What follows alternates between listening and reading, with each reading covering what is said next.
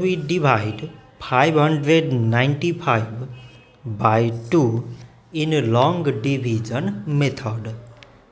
2 times 2 is 4. On subtracting we get 1. So now we put down this 9 and it is 19. So 2 times 9 is 18. On subtracting we get 1. So again we put down this 5 and it is 15. So 2 times 7 is 14. On subtracting we get 1.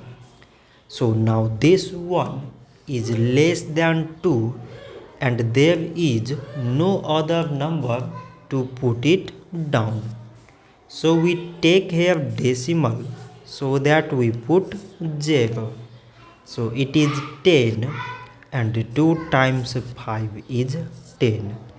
On subtracting we get 0. So 595 divided by 2 is 297 decimal 5. So this much for today and thanks for watching.